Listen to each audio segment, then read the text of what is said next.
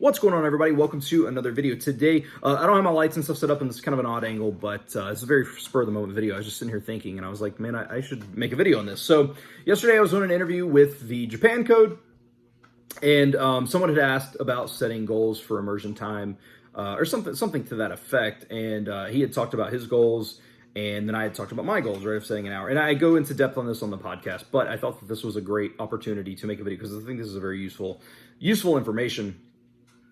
And I'm going to talk about why I set goals, why I set them low, and why I think setting low goals may actually be better. And we will not, well, you'll see. So, when I first started doing MIA April 1st, and I thought, how much time do I want to spend immersing?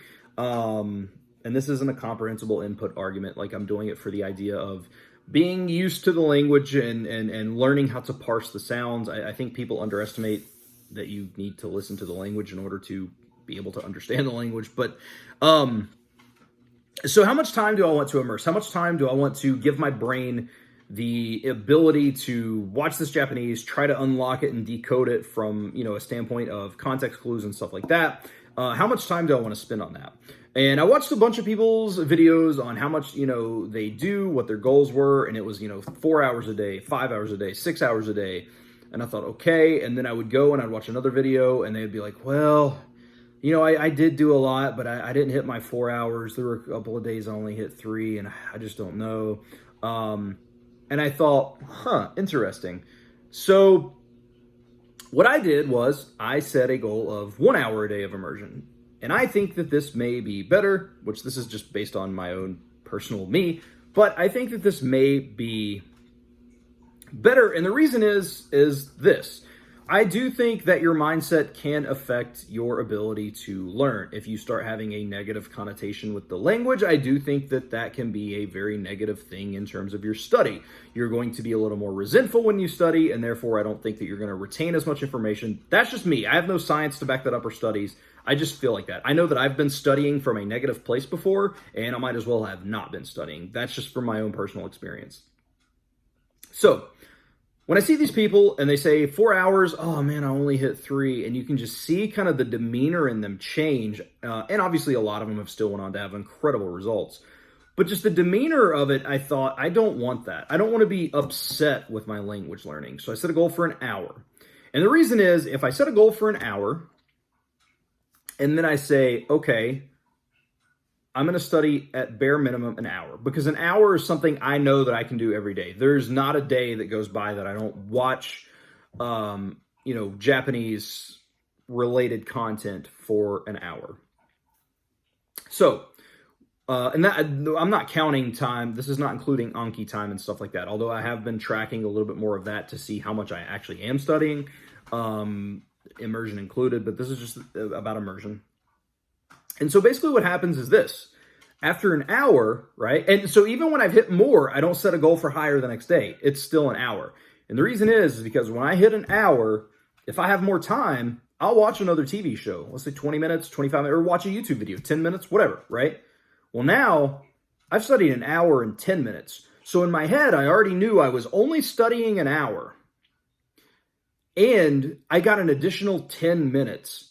If I do that 5 times a week, or 6 times a week, that's an additional day that I'm getting included in a 7-day period.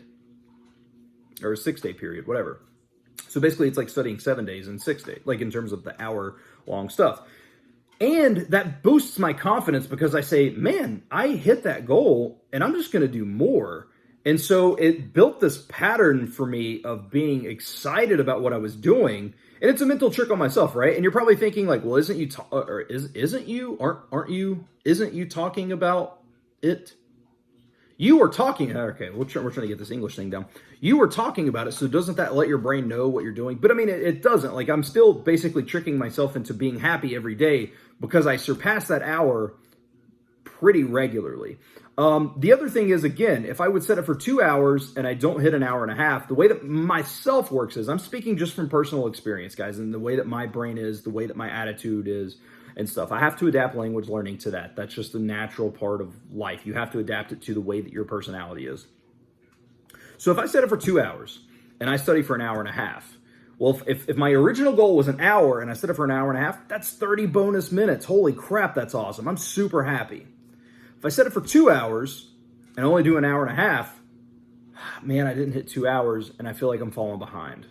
It's the same amount of time, but it's just the mentality. Oh man, I set it for an hour and a half, I'm falling behind. Well, tomorrow, instead of watching 2 hours, I need to watch 2.5 hours. Well, my personality is if I start having to do more, I start doing less. So instead of hitting 2.5 hours, I may only hit another hour and a half.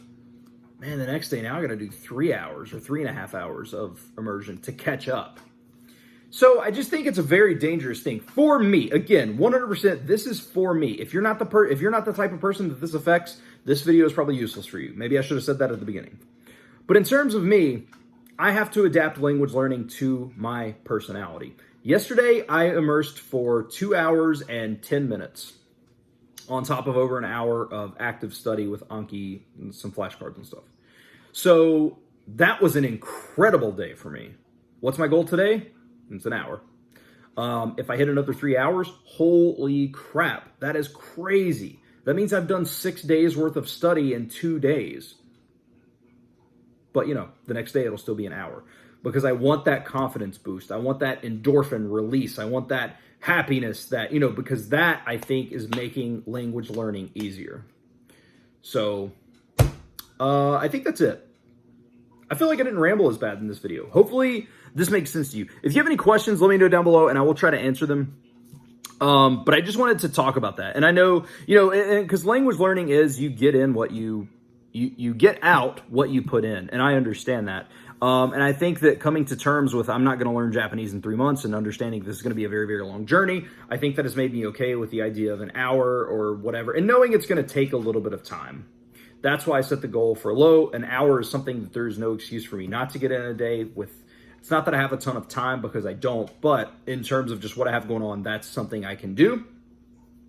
And so it just works for me. So hopefully this can help you. Hopefully it makes you think about kind of some of the stuff that you're doing. And the other thing is in terms of an hour, if I hit an hour and let's say like, again, I'm a massive wrestling fan. I know that that's a shock to you guys because I literally don't talk about it in every video, but like WWE Network just released The Last Ride from The Undertaker, which is a 5-part documentary series, or they just released episode 4. I hadn't watched any of them. So yesterday, I immersed 2 hours. I could have immersed another 3 hours. I absolutely could have.